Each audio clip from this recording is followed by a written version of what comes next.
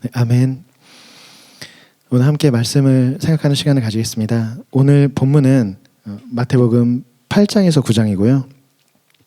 제목은 그리스도의 권위와 반응, 누가 참 이스라엘인가? 라는 제목으로 잡아보았습니다. 지난주 살펴본 마태복음 5장에서 7장, 즉 산상수훈의 핵심은 참 이스라엘 공동체의 정체성과 삶의 방식이었습니다. 그리스도는 주류 유대교에서 외면당하던 갈릴리의 약자들을 부르셨습니다. 그들이 율법을 잘 지켰거나 종교적 열심히 뛰어나서가 아닙니다. 오직 부르신 은혜로 그들에게 복 있는 사람, 그리고 세상의 소금과 빛이라는 정체성을 주셨습니다. 이어서 예수님은 그 정체성에 어울리는 삶을 요구하셨습니다. 외적 행위를 넘어선 마음의 순종, 그리고 하나님과의 올바른 관계에서 출발하는 경건입니다. 기도와 삶, 그리고 신앙 고백과 행동이 일치할 때 참 이스라엘 백성의 정체성이 드러납니다. 오늘 읽을 8장에서 9장은 산 위에서 선포된 그리스도의 권위가 산 아래, 즉 구체적인 삶의 현장에서 실증되는 이야기입니다. 그리스도의 권위가 명확하게 드러날수록 사람들의 반응 또한 굉장히 극명하게 갈립니다. 어떤 사람들은 엎드려 따르고 어떤 사람들은 배척합니다. 오늘 우리는 그리스도의 권위와 그 권위를 대하는 사람들의 반응을 통해서 말씀 앞에 선 우리의 실제 믿음과 삶을 한번 점검해 보고자 합니다. 마태복음 7장 28절 29절에서 이렇게 기록을 합니다. 예수께서 이 말씀을 마치시니 무리가 그의 가르침에 놀랐다. 예수께서는 그들의 율법 학자들과는 달리 권위 있게 가르치셨기 때문이다. 그리고 바로 뒤이어서 8장 1절에서 예수께서 산에서 내려오시니 많은 무리가 그를 따랐다 라고 기록합니다. 마태는 그리스도의 가르침이 율법 학자들과 달리 권위가 있었다고 기록합니다. 이어서 산 위에서 가르치시던 예수님이 산 아래로 내려오셨음을 강조합니다. 이는 단순한 공간의 이동이 아닙니다. 산 위에서 선포된 권위가 산 아래 삶의 현장에서 증명되고 드러나기 시작했음을 뜻합니다.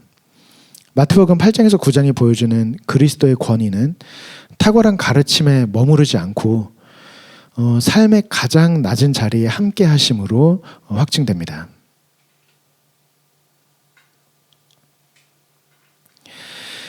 그리스도는 주류 유대교에서 소외된 이들의 삶으로 들어가셨습니다. 그들의 아픔을 친히 담당하시고 회복시키셨습니다. 따라서 8장에서 9장의 기적들은 단순한 어떤 놀라운 일의 나열이 아닙니다. 우리와 함께 하시는 하나님, 즉 임마누엘이 인간의 삶을 실제적으로 변화시키는 과정이며 소외된 자들의 회복을 통해서 그리스도의 참된 권위가 드러나는 현장입니다. 마태복음 8장 전반부에는 세 가지 치유 사건이 등장합니다. 심한 피부병 환자, 로마 백부장의 종, 그리고 베드로의 장모입니다. 이 사건들의 공통점은 그리스도께서 당시 유대교가 부정하다라며 경계 밖으로 밀어낸 이들에게 친히 다가가셨다는 사실입니다. 피부병 환자와 백부장은 예수께 다가왔고 그리스도는 베드로의 장모의 손을 친히 잡아주셨습니다.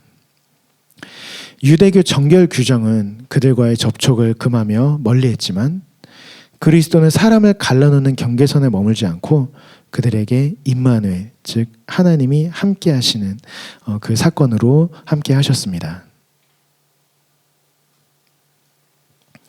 마태는 이 세 가지 기적 중에 로마 백부장 사건을 중앙에 두고 굉장히 상세하게 기록합니다. 백부장이라는 그 계급은 로마 제국의 통치를 현장에서 대리하는 실무 책임자였습니다. 황제의 권위가 상급자의 명령을 통해서 하급자에게 전달되는 그 위계 질서를 누구보다 잘 이해하는 인물이 바로 로마 백부장이었습니다. 그 백부장이 그리스도께 이렇게 고백합니다. 주님, 나는 주님을 내 집으로 모셔드릴 만한 자격이 없습니다. 그저 한마디 말씀만 해주십시오. 그러면 내 종이 나을 것입니다. 나도 상관을 모시는 사람이고 내 밑에도 병사들이 있어서 내가 이 사람더러 가라고 하면 가고 저 사람더러 오라고 하면 오고 내 종더러 이것을 하라고 하면 합니다.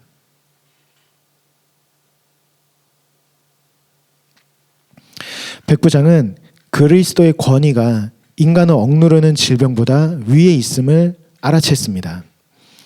상급자의 지시에 하급자가 복종하듯이 그리스도의 말씀 한마디에 질병이 복종할 것임을 믿었습니다. 율법을 가진 이스라엘은 알아보지 못한 그리스도의 권위를 이방인인 백부장이 알아본 것입니다. 그리스도는 그의 믿음에 놀라시며 구원의 지평을 넓히십니다. 이렇게 말씀하십니다. 많은 사람이 동과 서에서 와서 하늘나라에서 아브라함과 이삭과 야곱과 함께 잔치자리에 앉을 것이다. 그러나 이 나라의 시민들은 바깥 어두운 데로 쫓겨나서 거기서 울며 이를 갈 것이다. 마태는 이 사건을 통해 참 이스라엘 공동체가 혈통 혹은 율법 준수가 아니라 그리스도의 권위를 인정하고 복종하는 믿음으로 세워짐을 분명히 밝힙니다.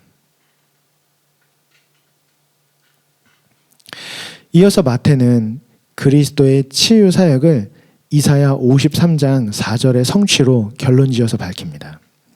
마태가 이렇게 이사야를 인용을 했습니다. 그는 몸소 우리의 병약함을 떠맡으시고 우리의 질병을 짊어지셨다. 메시아의 고난과 죽음을 예언한 구절을 치유 사역과 연결한 것은 굉장히 의도적입니다. 그리스도의 권위는 단순히 능력을 과시하는 그러한 권력이 아닙니다. 병약함과 질병으로 공동체에서 소외된 이들에게 다가가 그들의 아픔을 몸소 짊어지는 임마누엘의 권위이며 이것이 곧 언약의 참된 성취라는 것입니다. 이어서 마태는 제자도의 엄중함, 바다의 풍랑을 잠잠하게 하신 사건, 그리고 가다라 지방에서 귀신을 쫓아내신 사건을 차례로 기록합니다. 여기에서 굉장히 역설적인 구도가 드러납니다. 율법주의에 밀려 소외되었던 피부병 환자와 이방인은 그리스도의 권위를 알아보고 엎드렸지만 율법학자와 유대인들은 그 권위를 바르게 인식하지 못합니다. 반면 자연과 귀신은 그리스도의 권위를 즉각 알아보고 복종합니다. 먼저 제자가 되겠다고 나선 두 사람의 이야기를 보겠습니다. 한 율법학자가 그리스도께 나와서 이렇게 말합니다. 선생님, 나는 선생님이 가시는 곳이면 어디든지 따라가겠습니다. 그는 그리스도의 뛰어난 가르침과 기적을 보고 감탄하여 따르고자 했습니다. 그러나 대가 지불에 대한 인식은 없었습니다. 이에 그리스도의 권위를 따르는 삶의 현실을 그리스도께서 단호하게 이렇게 말씀하십니다. 여우도 굴이 있고 공중의 새도 보금자리가 있으나 인자는 머리 둘 곳이 없다. 그리스도의 권위를 따르는 삶은 현실의 안락함이나 기득권을 보장하는 삶이 아니라고 말씀하시는 것입니다. 또 다른 제자는 이렇게 청합니다. 주님, 내가 먼저 가서 아버지의 장례를 치르도록 허락하여 주십시오. 당시 유대 사회에서 부모의 장례를 치르는 것은 그 10계명의 5계명, 즉 부모 공경을 이행하는 가장 중요한 의무 중에 하나였습니다. 그 제자의 요구는 율법을 지키는 굉장히 선하고 정당한 요구였습니다. 그러나 예수님의 답은 굉장히 파격적입니다. 너는 나를 따라라. 죽은 사람들의 장례는 죽은 사람들이 치르게 두어라. 그리스도의 권위는 인간의 정당한 사회적 의무나 종교적인 전통보다 우선한다는 것입니다. 그 어떤 가치보다 그리스도를 우선순위에 두는 것, 이것이 그리스도의 권위를 인정하는 제자도의 출발점임을 마태는 기록하고 있습니다.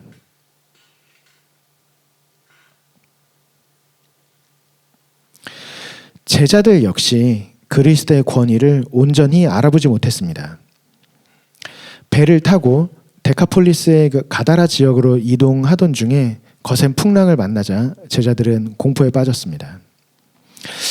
잠깐 TMI를 하자면 그 개역개정 성경에는 거라사 지역이라고 그렇게 번역이 되어 있을 거예요. 그런데 최근 연구 결과 거라사 지역은 그 갈릴리 호수에서 한 50km 정도 떨어진 굉장히 먼 곳이고, 그래서 일부 사본에 남아 있었던 그 가다라라고 하는 지역, 여기는 호수에서 한 10km 떨어진 굉장히 가까운 곳이거든요. 그래서 최근 연구 결과는 이 가다라 지역이 맞을 것이다라고 인정을 하는 추세고, 그래서 가장 최근 연구 결과를 반영한 그 새한글 성경의 경우는 가다라 지역이라고 번역이 되어 있습니다. 오늘 설교에서는 저는 그 새한글 번역을 따라서 가다라 지역이라고 쭉 얘기를 할게요. 이렇게 가다라 지역으로 이동하던 중에 거센 풍랑을 만나서 제자들이 정말 극도의 공포에 빠졌습니다. 예수께서 바다와 바람을 꾸짖으시자 풍랑이 즉시 잠잠해집니다. 이를 본 제자들은 이렇게 질문합니다. 이분이 누구이기에 바람과 바다까지도 그에게 복종하는가? 자연은 그리스도의 권위에 즉각 복종했습니다. 현실의 이유를 대며 머뭇거렸던 제자 지망자들과 굉장히 대조되는 그런 태도입니다. 마태는 이 피조물의 즉각적인 순종을 통해서 정작 그리스도의 권위를 직시하지 못하는 인간의 무지를 드러냅니다. 가다라에 도착한 예수님은 귀신 들린 사람 둘을 만납니다. 이 데카폴리스라는 곳은 행정 그리고 민족, 문화적 모두 이방인의 땅이었습니다. 주민 대다수는 헬레니즘 문화권의 영향을 받은 사람들이었고요. 우상 숭배 그리고 황제 숭배가 성행하던 곳이었습니다. 본문에 등장하는 이방인, 돼지 그리고 무덤 이 세 가지 요소 모두 다 유대교에서 극도로 부정한 것, 취급을 하는 것들이었습니다. 그러나 그리스도는 이 유대교에서 부정하다라고 취급하는 그곳으로 직접 찾아가셔서 귀신 들린 사람들을 회복시키셨습니다. 그리스도의 권위는 이스라엘이라는 민족적, 지리적 경계를 넘어서 이방 땅 그리고 마귀의 영역까지 지배하는 권위입니다. 이 장면에서 또 하나의 역설이 등장합니다. 귀신들은 예수님을 보자마자 하나님의 아들이여라고 외칩니다. 이분이 누구인가라며 의문을 품던 제자들과 달리 귀신들은 그리스도가 하나님의 아들이라는 것과 그 권위의 절대성을 즉시 알아봤습니다. 모든 사건이 끝난 후에 가다라 주민들의 반응은 더 놀랍습니다. 귀신들이 그 두 명에게서 떠나면서 돼지떼에게 가게 해달라고 예수님께 그렇게 빌었죠. 그래서 귀신들이 돼지떼로 들어갔고 돼지떼가 바다로 뛰어들어서 전부 다 몰살당합니다. 이것을 본 가다라 주민들은 그리스도께 마을을 떠나달라고 요구합니다. 눈앞에서 그리스도의 권위와 그리고 사람의 회복을 목격하고도 당장의 경제적인 손실을 계산해서 그리스도를 거부한 것입니다. 그리스도의 권위를 받아들인다는 것은 경제적인 실리나 현실적인 어떤 타산보다 그리스도를 삶의 최우선 순위에 두는 것입니다.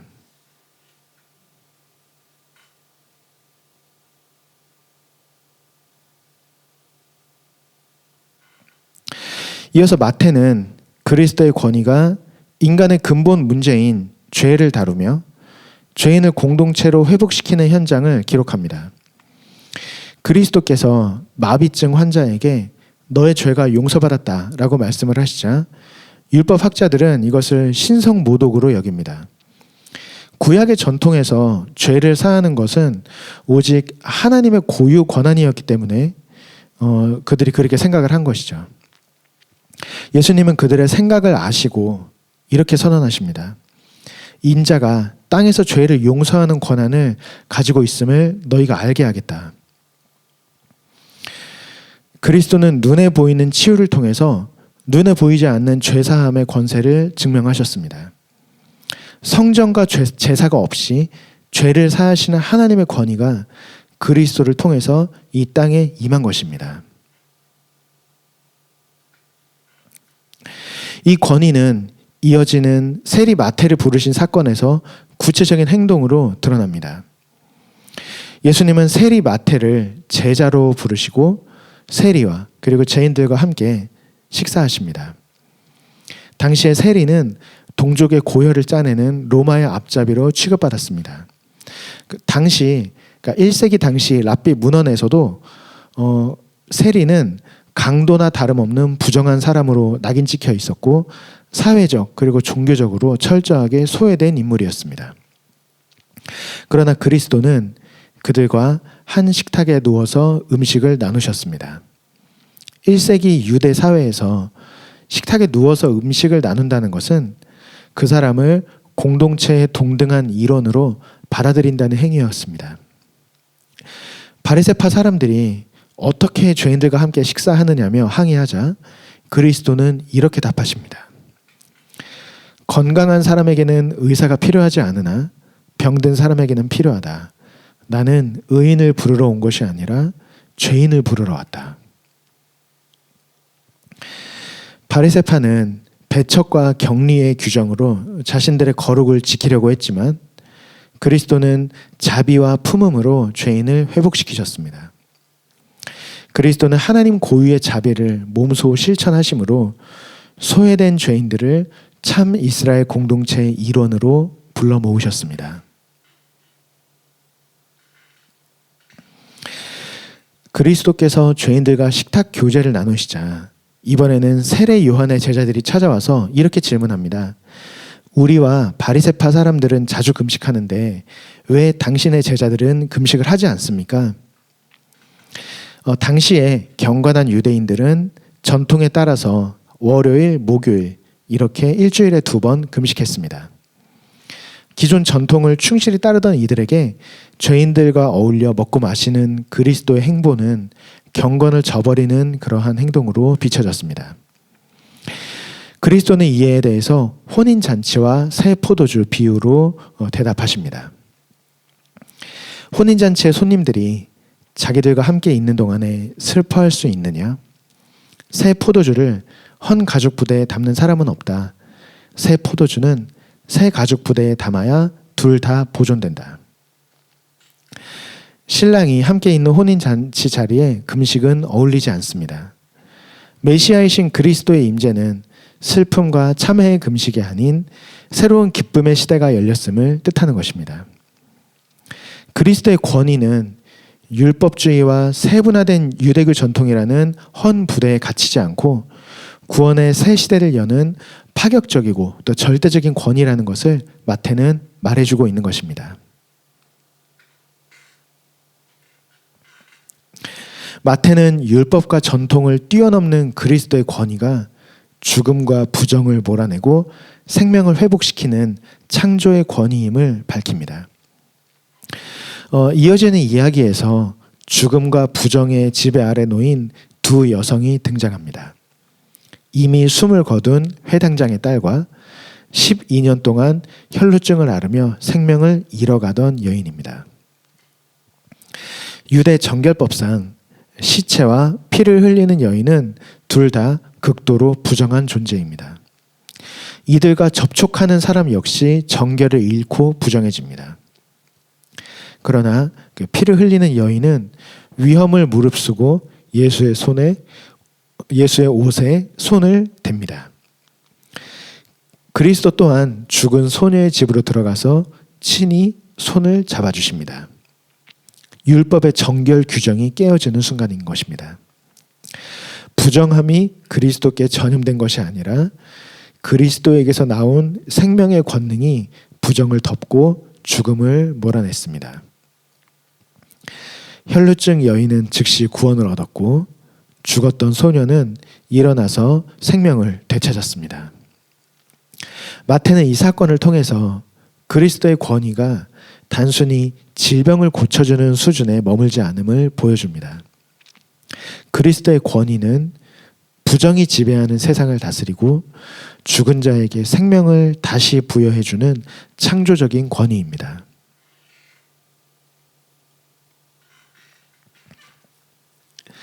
이어서 마태는 그리스도의 권위를 알아채는 일에 관한 굉장히 충격적인 역설을 제시합니다.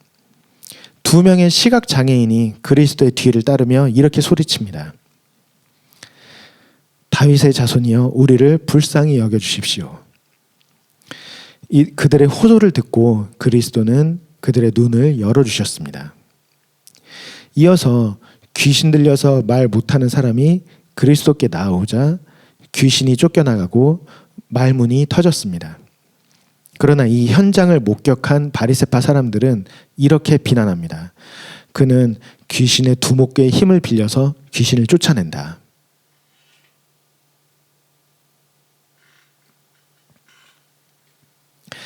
보지 못하고 말하지 못하던 이들은 그리스도의 권위를 알아보고 회복을 누렸습니다.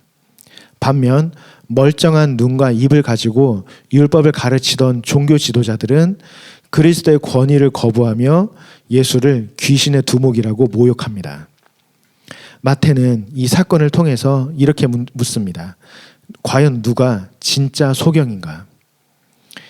아무리 육신이 건강하고 율법적인 지식이 풍부한다 하더라도 그리스도의 권위를 알아보지 못하는 사람이야말로 본질적인 소경이라는 선언입니다.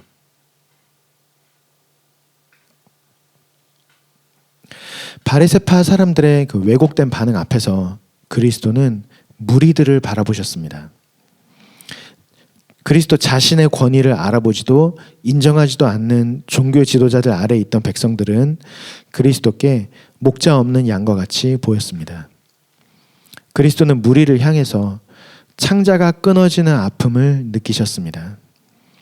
그리스도는 지쳐있고 내팽개쳐진 그러한 이들을 향해서 긍휼을 베푸시고 이어지는 10장에서는 제자들에게 자신의 권위를 위임하여 세상 속 추수할 일꾼으로 보내십니다.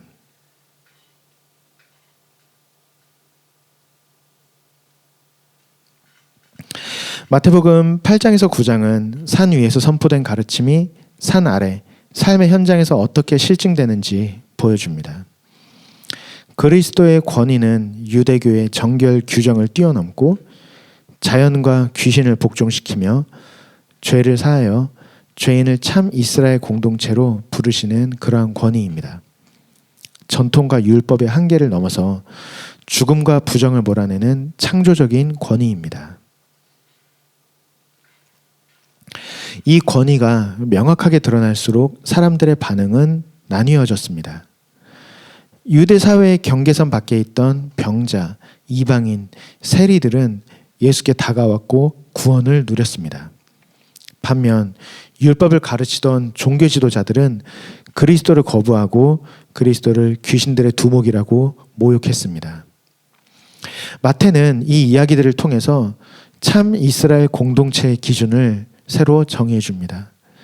참 이스라엘 공동체는 혈통이나 율법 준수로 결정되는 것이 아니라 그리스도의 권위를 알아보고 그 권위 앞에 믿음으로 응답하는 것에 달려 있다는 것입니다. 당시 회당 유대교에서 쫓겨나 언약 백성으로서의 정체성에 혼란을 겪던 마태복음의 원독자들에게 이 메시지는 명확한 답이 되었습니다. 그리스도의 권위를 직시하고 그리스도를 따른 교회, 그들이야말로 참 이스라엘이라는 그러한 확신을 주는 것입니다. 마태의 이 이야기는 오늘 우리에게도 유효합니다. 각박한 현실 속에서 정체성의 혼란을 느낄 때 우리는 마태가 증언한 그리스도의 권위를 기억해야 합니다.